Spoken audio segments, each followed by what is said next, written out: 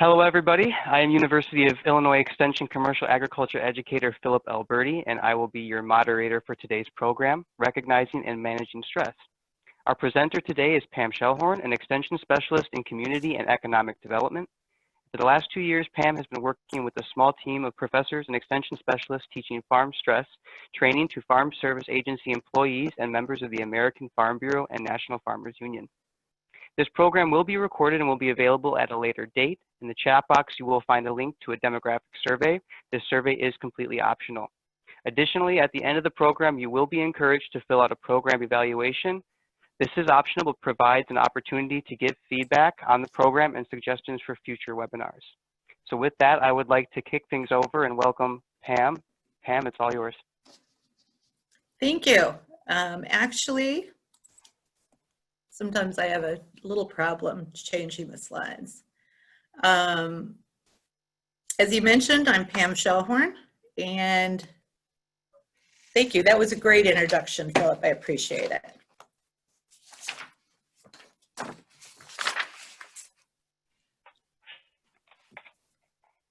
According to Dr. Sherry Cormier, a psychologist, we are in the middle of collective grief. We have all lost something due to COVID-19. Small business owners have been forced to shut down. Unemployment has increased. Farmers are still dealing with uncertain crop prices, and many are in self-isolation. Over 130,000 people have died from the virus in the U.S. There is a communal grief as we watch our work, healthcare, education, and economic systems, all of these systems we depend on, destabilize. All stressors, financial or social, have the potential of increasing levels of depression and suicide.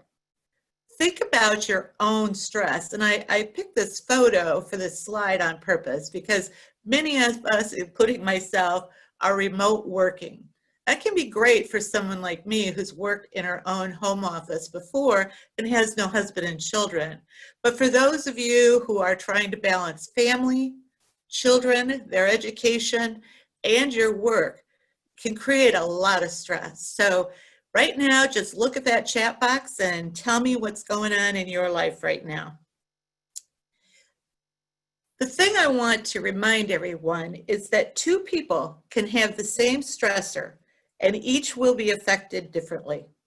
Someone may not feel as much stress as another who is experiencing the same stressor.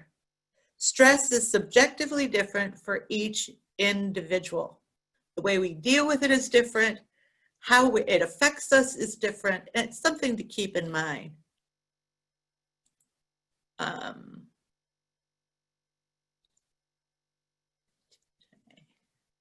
Short on time. I don't quite understand that. That's in the chat. All things as we knew it are gone. Yes, yes, that's what Dr. Cormier was talking about. No one else is stressed out there today, huh? No one has any stress? No stressors? Okay, well, if you think of some, oh, we've got another one coming. Too many things to do, not enough time to do them. How does that stress make you feel, though? Do you get headaches, neck aches, can't sleep at night? Let's think about our own stress. Very good.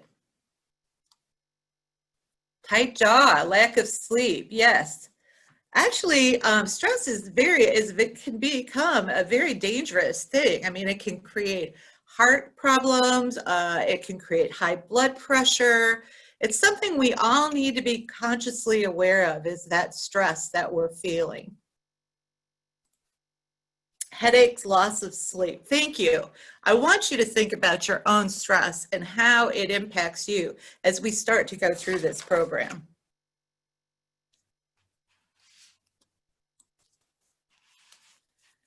So how do we cope with stress? There's two primary ways, according to research. And before I go on, the one thing I want to mention is the fact that I am not a mental health professional. The reason I'm doing this program is because I think many people in our communities are going to be impacted by stress, and that we as community members need to be prepared to deal with this. As I mentioned in the introduction, rural communities do not have access to good mental health care in most cases, which means that we have to be on the lookout for signs of stress in ourselves and in others, and potentially signs of depression and the potential for suicide in not only farmers, but people in our community, small business owners, and also our own children. So how do we cope with stress? Well, like I said, according to the researchers, there's two types. First is the problem-focused coping, and many of you may have seen this as you were, say for instance, in the last couple of months, as we've been going through this COVID-19. You see a lot of people, especially economic development corporations, not-for-profits, communities, county boards, they're going through and they're trying to solve a problem. It's our first reaction. We want to remove or circumvent the source of the stress. The problem is, if a situation can't be controlled, problem-focused coping doesn't work well. In fact, it can actually create a situation where if people cannot find a way to remove the stress, they may give up any efforts to resolve it at all. The second way we deal with stress is emotion-focused coping. This is a way, what we do to try to reduce or eliminate the emotional distress associated with or cued by the stressful situation. There is a difference, according to the research, between optimists and pessimists and the way they cope with stress. In fact, optimists have a better opportunity to deal with stress, and they actually reach what they call acceptance quicker. And finally, emotion-focused coping can either facilitate or impede problem-focused coping. One of the things I've focused on in developing this program is looking at these emotion-focused coping strategies. Unfortunately, in the United States, and even in Europe, some of us do not have very good coping mechanisms. And those coping mechanisms, when used incorrectly, can lead to drug abuse, domestic violence, obesity, alcoholism, and suicide. Some of these, I don't like to use the word negative. And of course, everything is in moderation. There's varying scales of how we use this. Obviously, I drink wine occasionally. But if that became a problem, if that's the way you're dealing with your stress, according to Folkman, that can create or push you into a situation where you could actually have alcoholism. Some of the less than, how do I want to put it, some of these, I'm going to use the non-constructive emotional focused coping mechanisms. Some of these are denial, distancing, fantasizing rather than coping with the stressor. Self-blame, saw a lot of this dealing with farmers, blaming themselves for what was happening to them, when in reality the situation was uncontrolled, especially when the trade deal with China came down. Self-isolation. And I want you to think about it. If self-isolation is the way some people deal with stress, and it's not a good way to deal with it, what about all the people that have been forced to be in self-isolation? Increased consumption of alcohol, excessive drug use, overeating, and aggressive behavior. In fact, I have been concerned ever since the beginning of the lockdown about children that are locked into situations with parents who may have some of, or be using some of these non-constructive emotion-focused coping mechanisms. So the reminder I have on this slide is that I would not only want you to start looking at better ways to cope with your stress, but also to think about teaching some of these better coping mechanisms to our children. I think if we learned as children to better deal with stress, it wouldn't be so difficult when we got to be adults.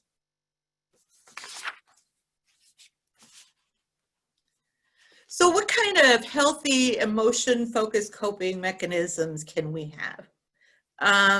And the first one I have on here is contacting a mental health provider. And someone that saw this program said, well, why did you put that first?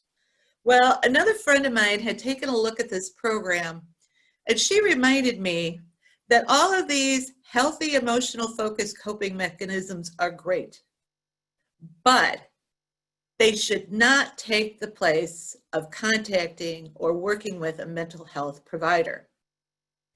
If you get to the point where you are depressed, not just once a week, but maybe once a day, if you are having thoughts of suicide, death, or dying, even if you feel like you're angry, you're drinking too much, you're overeating, contact the mental health provider. Try to find a mental health provider in your community.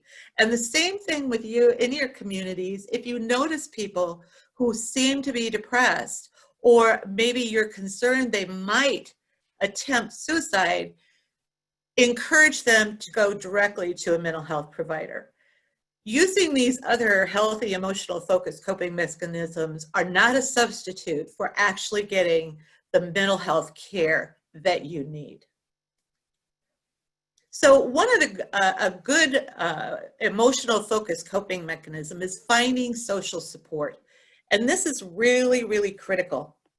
In fact, right now, it's even more critical. We have a lot of elderly people. In fact, we have a lot of people who are still self-isolating. This can create a lot of stress and loneliness. The elderly, for instance, are probably at even higher risk because they're even afraid to go out, because they're the ones that typically, I think if I remember the statistics, 80% or more of the people who have died of coronavirus are 60 years or older. Okay, so finding social support is important. That can be contacting a friend. And if you do have someone elderly, I would recommend you reach out and contact them right now. Very important. When we were talking with farmers, especially farmers that live in very isolated areas, may not have a lot of family. Do you know a farmer like this? Reach out. Now, it's important, if you're feeling that way, to reach out as well and find that social support. Say you've had a loss of a loved one, finding a group for grief, that can be great. If you're having a problem with alcohol, Alcohol Anonymous, there's a lot of social support out there. But just being a friend, just making a call or listening to someone. There's also positive tension reduction. Has anyone used any of these positive tension reductions? I have others in my notes as well. Has anyone used meditation or breathing exercises? I'm gonna just open this chat box for a minute. Hopefully it doesn't show up in the video. Walking in nature, thank you, yes. Actually, there's a lot of research showing that walking in nature is a great way to relieve stress. There's also, in Iceland, they use tree hugging. I thought this was kind of cute. Since we can't hug right now because of COVID, because of the pandemic, so many things have changed because of the pandemic. They're suggesting that you go out, find a big tree, put your arms around it, hug it, feel the warmth from the sun, feel the bark of the tree, just bringing your mind down. Meditation has been proven to improve your heart, lower your blood pressure, all sorts of great things. And there's some wonderful apps out there for any of you that haven't heard of them. They're called Calm, Headspace, Aura, Sattva, Yoga Glow. Just Google meditation apps. Some are free, but they're great. It's a great way to distress yourself. And it isn't that you're just going to use a healthy emotional focused coping mechanism once or twice. These are things you want to build into your daily routine, day by day. Use them every day. Gratitude exercises. My mother used to say that gratitude is like a prayer with a thank you in it. So keeping that in mind, but just understanding what we're grateful for, sort of looking at it, what it is that we do have. What are the great things we have going on in our lives right now, and what, you know, and being appreciative of those things. I'm going to just take a quick look at it. And I know, Philip, I apologize. I'm just pulling this up too quickly. And yes, someone said, oh, prayer to me. This was privately. So thank you. I won't mention who put that in. And someone asked about it, the PowerPoint. Yes, it will be available afterwards. I'll be sending it to Philip and Nikki, and they'll make sure that you all get a copy of it so that you can refer back to it. Learning to say no. A lot of us have a very difficult time saying no. And right now, there's so much stress out there. It is really important to learn how to say no. There are probably some videos or some YouTube videos that you can watch on that. I actually worked through that when I was in therapy back in the 90s. I am what they call a codependent.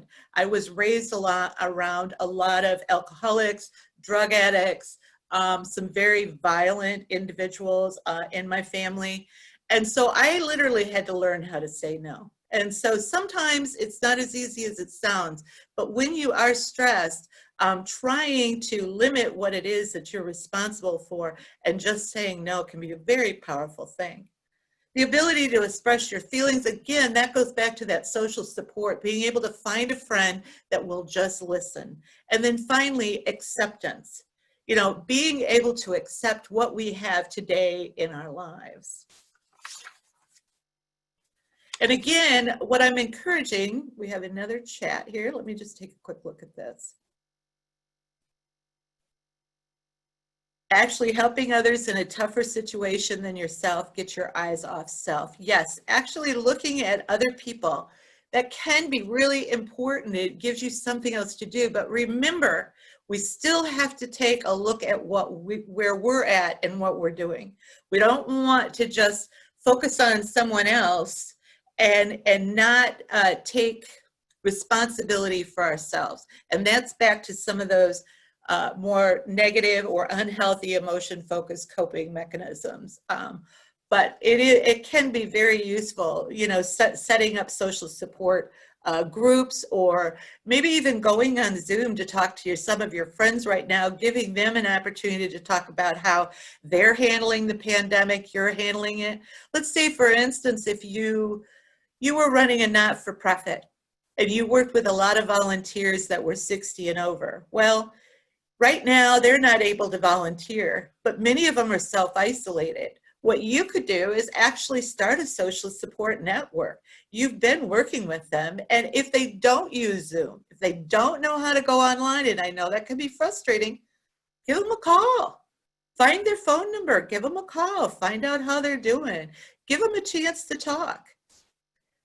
Many ways we can help ourselves and help others at the same time. And keep in mind, what we want to do is not only learn these emotional focused coping mechanisms for ourselves that are healthy, we also want to make sure that our children and other children learn how to do this. It's not that you can't learn how to do it as an adult, but a child being able to have these things in their emotional toolbox can lead to a much happier and more balanced life in the future. And what a great time to teach our children when they're locked up in the house, when they're going to have to wear masks and they're not even sure if they're going to get to go back to school this fall. So great time for both you and your children to learn some of these. Now, we're going to actually practice. I have several. I've actually taught meditation since the 90s, but we're not going to do a meditation exercise. What we're going to do, and this is for all the guys on the program today, is that Navy SEAL has the Navy SEALs have a breathing technique called box breathing. This is a video that you can go ahead and look at out on YouTube if you want to. I am not going to show the video. What we're going to do today is I'm just going to ask you for a minute to just sit still, whether you're sitting, laying on your back porch, laying on the couch, don't care where you're, we don't have the videos on.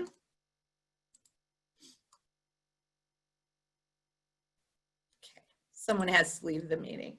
So what I need you to do, you can open your eye, leave your eyes open, you can close your eyes, but I want you to do this breathing exercise with me. I'm going to read through the instructions first, and then we'll go back. It's very, very easy.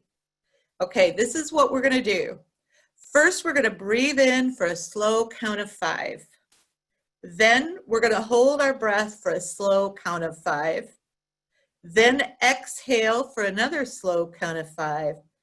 And finally, leave your lungs empty for a slow count of 5. Let's try this. First, breathe in for a slow count of 5. 2, 3, 4, 5. Then hold your breath for a slow count of 5.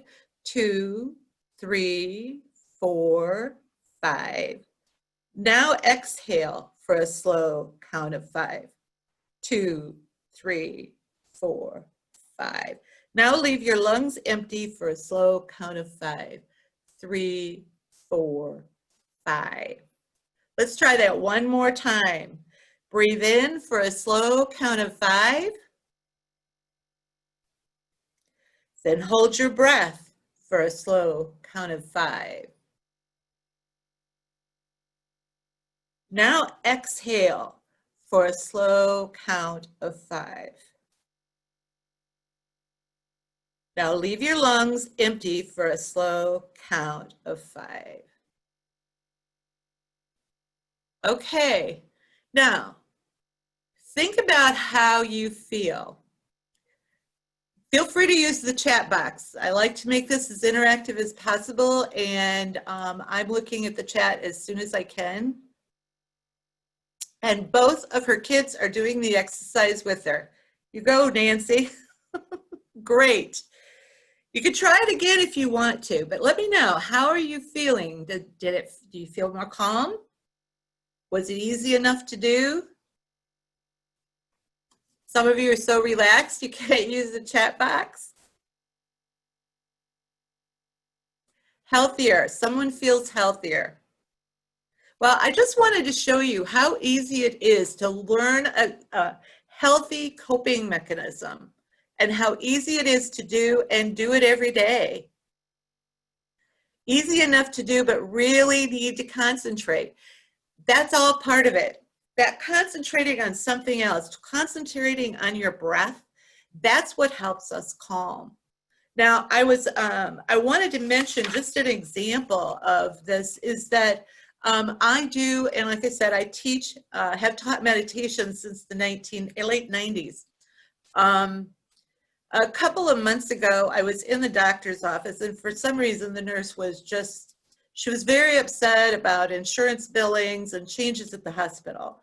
In fact, she had gotten me so upset in the waiting room that when she went to take my blood pressure, and I'm on blood pressure medications, my blood pressure turned out to be really high, like 160 over 100. And she was about ready to write it down. And I just told her, I said, could you leave for 10 minutes, let me meditate, and then come back in? Well, she wasn't real happy about it. And she didn't leave for 10. She only left for 5.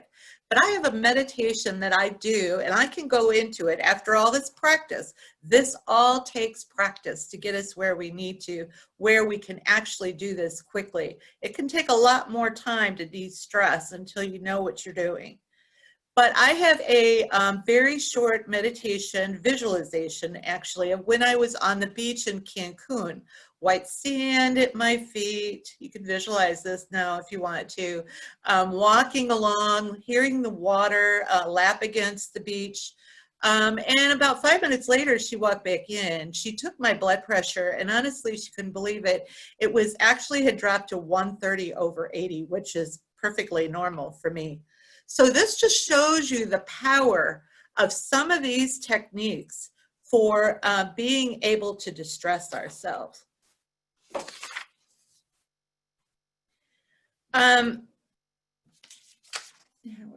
Okay, the next one, I am going to show a video on our next slide. And of course, every time I check that checkbox. We're going to talk about empathy versus sympathy. Before we start getting involved with other people, one of the things we really have to ask ourselves is, do you feel you can offer empathy? Do you have the mindset or the sort of mental posture you need to bring to a conversation? And I'm going to talk to you about just a few things real quickly. But I also want to let you know that compassion and empathy are not the same thing. Empathy is putting yourself in the shoes of another person. Compassion is doing something about it or making the decision to help. I want you to understand this is a conscious decision. You need to know, are you strong enough? Do you have enough time? Do you have the skills? One of the things one of the previous students in this talked about was compassion fatigue. That's what a lot of our healthcare workers are feeling right now. In fact, there have been a couple of suicides of healthcare workers just because they are burnout. It's burnout. They just can't take anything more. And so we all have to as individuals. So just because you're taking this program, just because I'm going to give you some ideas on how to deal with someone who is depressed or maybe contemplating suicide, does not necessarily mean that you have to go, you know, all out in order to be able to work through issues with these people. But there are some things that you can do very easily as an individual and as a human being to be able to recognize and maybe at least help them, direct them where they need to go in order to get additional help, especially if you're not in a place where you can assist. But let's go ahead and take a look. I'm going to stop this share and start another one. And here is our video. I'm going to share the computer sound, and this is the best video I have ever found. It's about 3 minutes by Brene Brown on empathy.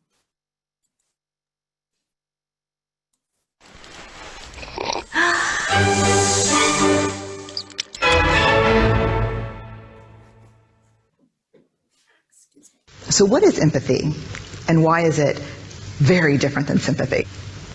Empathy fuels connection. Sympathy drives disconnection. Empathy, it's very interesting. Teresa Wiseman is a nursing scholar who studied professions, very diverse professions where empathy is relevant, and came up with 4 qualities of empathy. Perspective taking, the ability to take the perspective of another person or recognize their perspective as their truth. Staying out of judgment, not easy when you enjoy it as much as most of us do. Recognizing emotion in other people and then communicating that. Empathy is feeling with people. And to me, I always think of empathy as this kind of sacred space when someone's kind of in a deep hole and they shout out from the bottom and they say, I'm stuck, it's dark, I'm overwhelmed. And then we look and we say, hey, you climb down. I know what it's like down here, and you're not alone.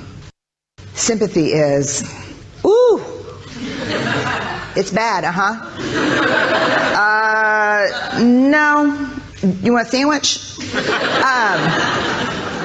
Empathy is a choice, and it's a vulnerable choice, because in order to connect with you, I have to connect with something in myself that knows that feeling. Rarely, if ever, does an empathic response begin with "at least."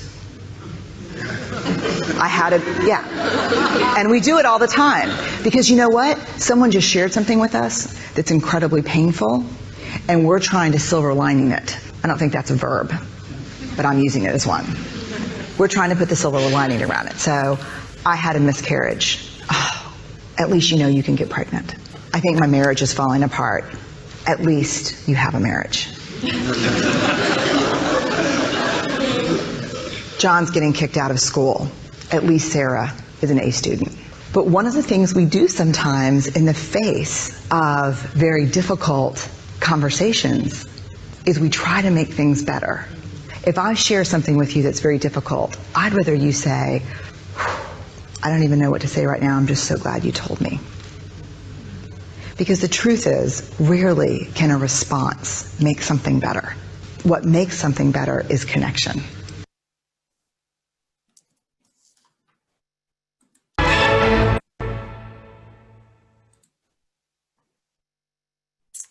Okay. As I mentioned, that is what I consider the best I've ever seen as far as a video. And I thank Brene Brown. Hopefully she does not mind me using this in her program or in this program.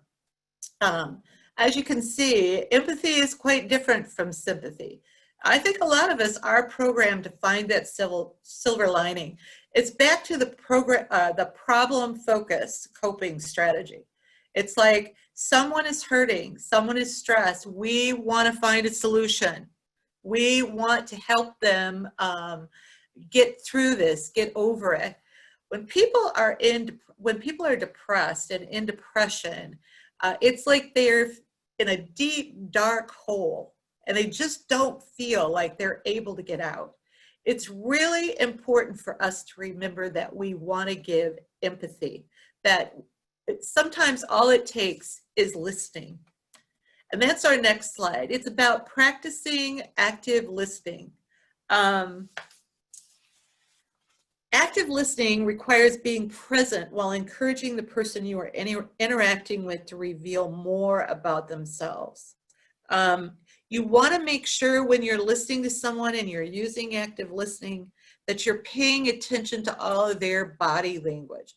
And I use this photograph on this slide because, as you can see, the young woman on the right, she is intent on listening to what the other person has to say. The best way to show empathy is by using active listening skills. Rather than really listening to other people while they are talking, generally we are using the time to form our own response. For sure that was me. A class on active listening would include role-playing exercises and would take more time than what I have today. I recommend that if you haven't taken a workshop on active listening skills, that you try to find one. The course is great for those dealing with conflict management as well as assisting people experiencing chronic stress. I am going to give you real quickly, some basic elements of active listening so you don't leave this program. But at the end of the program, I'm also going to talk about where you can find some additional resources. I don't have one on active listening, but you can find, I'm sure, find videos on YouTube that you can use. Active listening skills. So now empathy, we've already done the empathy. We've decided we're stepping into the shoes of that person. We're going to listen to that person. Perhaps we've recognized that they look depressed or they sound depressed or they haven't been their usual self. They're isolating themselves or having some issues, not making it to work, not getting out of bed as usual. When you're listening to people, when you really want to listen, you have to be present and be aware of that body language. Ask open-ended questions. Try not to ask closed-ended questions, the ones where you answer yes and no. You want to be able to, they're what we call the how, what, when, who, and why questions. You want to summarize the situation, restate what you've heard the person say. You are not necessarily agreeing with them, but you are just making sure you have understood what they are saying. This also shows the person you've been listening. Remember, do not try to solve that problem. It may just make them more frustrated. Reflect. Repeat back a word or a phrase can allow people to expand their thoughts. Remember, really what you're trying to do here is listen. Your part is very simple in this. It's just listening, focusing, eye contact. For instance, when you're reflecting, if someone were to say, I've been really feeling sad lately, you could answer with a question. Sad? Just sad. Question mark. Giving the person more time to express themselves and explain. Then clarify or ask specific questions. This shows people that you are listening and care about what they're saying. You could say, tell me more about it. Tell me what I can do to help. And I know many of you are going back to what I mentioned before. Do I have time? I'm too busy. That's a decision that you need to make, but at least give them enough time to explain themselves. And we'll talk in a minute on some other resources that you can offer to them. Give words of encouragement. You can simply say, go on, I see. Let them know you're interested in what they're saying and give them a chance to talk it out. Remember, this is a social support. This is expressing their feelings. You're helping them use the positive or healthy emotion-focused coping skills. You're helping them cope. Of course, at some point, like I mentioned before, excuse me, I'm sorry.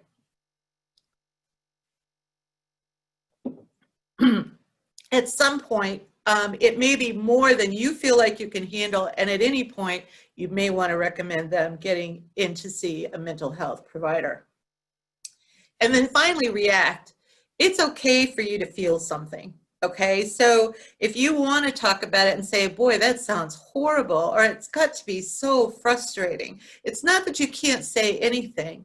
It's just you don't have to fill the silence. And you want to give a person the opportunity to really talk about what it is that they're feeling. Providing empathy and actively listening to a person can make us feel vulnerable, as she mentioned in the video. Feeling a bit uncomfortable is normal, so just be patient with yourself and the person you are talking with. So now, what do suicide warning signs look like? Now, we're kind of bouncing off from here, but we went from, we've found this person, and we've been talking with this person who seems very sad, very depressed. Lots been going on in their lives. There are some things. Now, according to the research, some people will come right out and say, I don't want to live anymore, or I'm so depressed, I'm thinking about suicide. That's very direct. It's generally not that direct. It can be more what they call sort of a cue. It's not worth it anymore.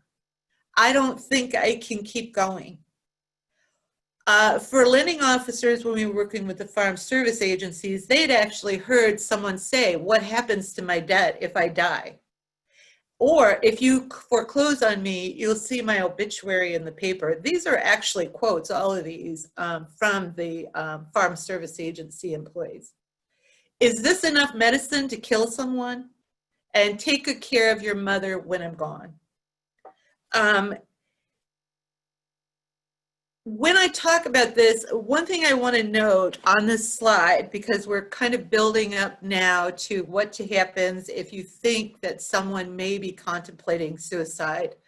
I want to talk a little bit about teens. Teens are just slightly different, and just FYI, suicide is the 10th cause of death in the United States. For teenagers, it's the 3rd. Above that is car accidents and homicide. The third reason, number 3 reason for death amongst teens is suicide. So I want to just mention that when it comes to teens, they may not be this overt. It may be more behavioral. According to Kids Health on Teen Suicide, that's a website, suicide among teens often happens after a stressful life event, such as problems at school, a breakup with a boyfriend or girlfriend, the death of a loved one, a divorce, or a major family conflict. If you have a child or know of a child, a niece, a nephew, grandchild that is going through one of these things, it's a good thing to start thinking about and watching their behavior. Understanding depression in teens is very important, since it can look different from commonly held beliefs about depression. For example, it may take the form of problems with friends, grades, sleep, or being cranky and irritable rather than chronic sadness or crying. Keep a close eye on a teen who is depressed and withdrawn. If you learn that your child is thinking about suicide, get help immediately. I just wanted to interject that, because I think lots of times we're thinking about possibly farmers. We're thinking about the elderly. We're thinking about this friend of ours that's depressed, and we're not watching out for those teens. And I know in Sangamon County several months ago, actually it hasn't been that long, just before the pandemic started, we had a 17-year-old 4-H'er who died by suicide. And it was very sad. It had an impact on Extension and the Extension office. It had an impact on the family, on the community, because it was a very small community. He was actually the son of a local farmer. Suicide is going to have an impact on others for sure. I actually have had several people in my life die by suicide, but it's even sadder, I think, when it is a child. Now, does stress always lead to thoughts of suicide? No, it doesn't. Everyone faces stress. In fact, some stress is good. The stress to get out of bed, get to work, get your paycheck, that can be good. It can motivate us. It's just when it's ongoing, it becomes chronic, when it can impact our health, also lead to depression and possibly suicide. But no, not everyone that faces stress. Some amount of stress is good. For some, prolonged chronic stress may lead to depression and difficult coping. So if you see someone who has actually been under stress for a long time, farmers are a great example. I don't like to use the word great. Farmers are an example because this has been going on. First of all, the crop prices drop. Then you have the added with the trade agreements that even made prices drop further. Every year, they're having more and more issues. That leads to chronic stress, which could lead to depression and difficulty coping. This slide, one of the things I want to talk about is that a lot of people think, and suicide has been rising in agriculture. It has been over the last couple of years. This is a report from 2016 from the CDC. It talks about the industries that have been most impacted and seeing the higher rates of suicides. There's 4 of them. The first one is mining, quarrying, oil, and gas extraction, and males. Construction was second in 2016 in males. Other services, for instance, like automotive repair, again in males. Number 4 was agriculture at this time, although I would not doubt when they get newer numbers that that's going to move up and be higher on the list, unfortunately. And then finally, transportation and warehousing, both males and females. You've heard a lot about males, and if you're looking at this report, you're seeing that those numbers are much higher than in females or in, say, educational services and other industries. White males actually account for 78% of suicide deaths in 2017. Although women attempt suicide 3 times more often than men, in 2017, men died by suicide 3.5 times more often, or 3.5 more times than women. Part of this has to do with the stigma around mental health. Another reason I'm trying to give this program, and even though I'm in community and economic development, I believe that this is a community issue. That understanding what the causes of suicide, the causes are, and how to work with people that are feeling depressed or could potentially be thinking about suicide, how important that is to your community. And when you look at these industries, you also see that economic development or the lack of economic development, say for instance in rural communities, is part of what's creating these issues. We also know that oil and gas has had a decrease in demand, which means a lot more people are unemployed. But of course, back to COVID-19, now we're all in this together. A lot of us have lost a lot of different things. So it may not be a farmer. It may not be a guy that's been working in oil and gas. It could be your friend who's been a teacher, who's lost her job, or she's had to learn how to teach online, or she just found out that even though she doesn't want to, she's going to have to go back and teach in the school system. And she's actually afraid for herself. Maybe she's high risk. Maybe she's over 60. So this could happen to anyone, you know, and we don't know how people deal with this stress. But this was an interesting report, and I just wanted to let you know, because I don't want us all looking for farmers, thinking that farmers might be the ones to die by suicide. They may. We want to pay attention to our friends who are farmers. But let's not forget the elderly lady that you used to go to see at church every Sunday, or the teenager. Got a comment here. I'm going to take a quick look at this. I love the interaction. Okay, Nancy has to leave. Thanks, Nancy. Thanks for coming. Okay. So what should we do? What if we think someone may be thinking about suicide?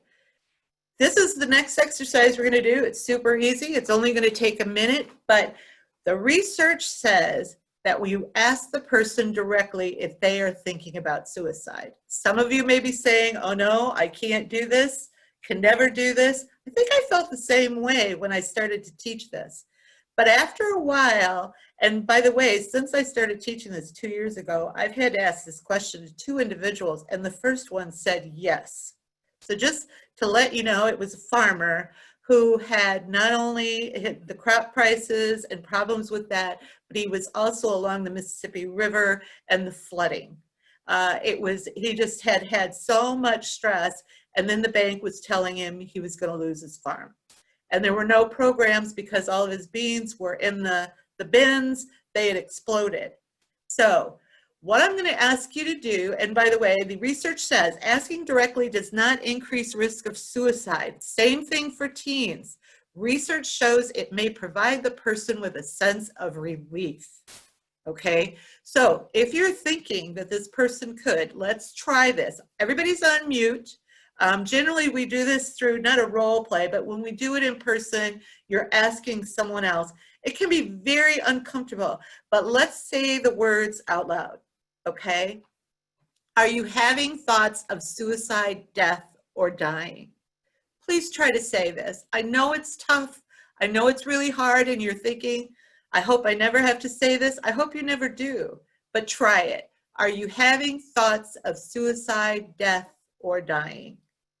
Are you having thoughts of suicide, death, or dying? So what's next? What if that person says yes? What I'm recommending for the next 2 slides, and I will be sending out a copy of this program, but what I'm asking you right now to do is to take out your phones, find your phone, take a photo of this slide, and also take a photo of the next slide. Create an album on your phone that says emergency, and keep these photos on your phone just in case. That way, if someone does say yes, your first reaction is probably going to be sheer panic, but you want to be able to help someone. And like I said, you're going to show, you know how much you can invest in this, but some of this is not that hard to do, even if we were talking about a stranger. But if it's a friend, if it's your son, if it's your father, it becomes even more critical. So what if that person says yes? Do not leave the person alone. Be prepared with a list of resources on your phone. That's what I'm saying. Get your phone, take a photo of this. Give options for the next step. 1, they can call the National Suicide Prevention Lifeline, and this is the number. Some of the students that are participants I worked with on Farm Stress, one of them indicated that he actually took the guy's phone, put the number in, and made him call him right there while he was still there. They can also text a crisis lifeline if they prefer. Let's say you're talking to someone on the phone, they hang up, they're out on the farm, or maybe they're at home and you can't get to them, it's too far away. You can call 911 for a welfare check. I didn't even know this till I started teaching this program. Call 911, ask the police to go out and just check on them. Let them know you're afraid this person may be contemplating suicide. Go to a local hospital, take the person to a local hospital or a mental health provider. You know, you can take them to the emergency room if you feel, and they will put them in touch with a mental health provider. You may also want to call a family member or a friend to be present with the person. Now, you can ask which option the person wants. None of them is not an option. This is a very important part, is to not leave this person alone until you've got them somewhere where they can get the resources and the help they need. And if it means just getting them in the car and taking them, if they say no, call a family member, or like I said, we feel like we have to do something. At least I do. And personally, I think it's better to try as much as you can than to let that person go home and the next day find out that they actually succeeded in their plans for taking their own life. Here's the second slide. I want you to take a photo of this. Okay, this talks about the National Suicide Prevention Lifeline number and the text GO. It also talks call for calm in Illinois. You text talk to 552020, and the people you're talking to will get you in touch with a mental health professional. You can call the Illinois Helpline for Opiates and Other Substances if you feel like someone is having a problem. And this was another example that I gave to a friend of mine when she asked me why I was delivering this program. I was in a small community of about 8,000 people in South Central Illinois, and I was talking to the head of their hospital center. He told me that every weekend they had an average of 130 drug overdoses, mostly heroin or opiates. 130 every weekend. The reason not too many of them were dying was because of the Narcan. But just think about it.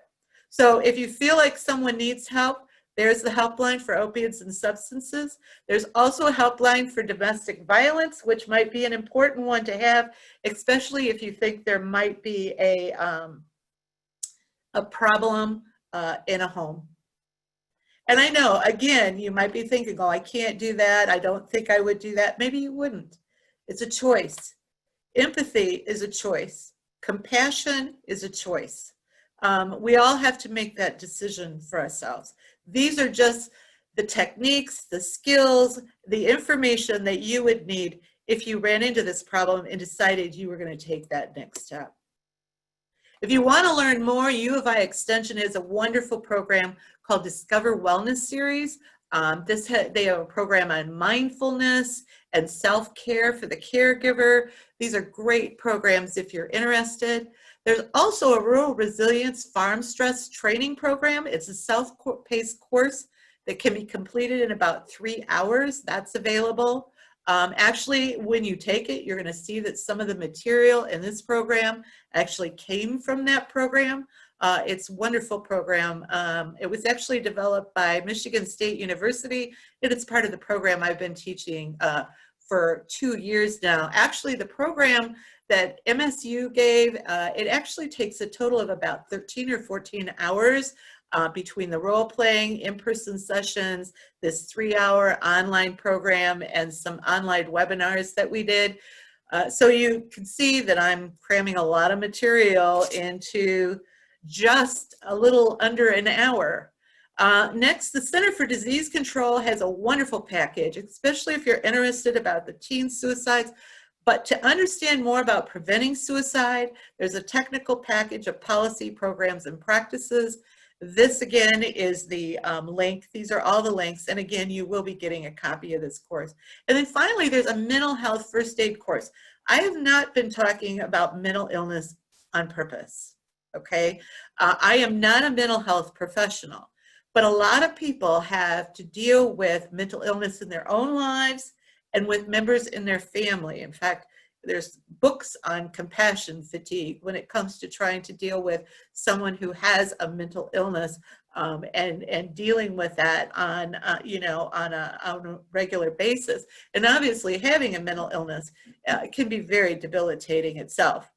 But this mental health first aid course is great if you're having to deal with mental illness in your own family, in yourself. If you have a mental illness, you've been diagnosed, then generally if you're under a lot of stress or you're feeling like you're getting out of control, you need to get to a mental health care provider. I can't stress that enough.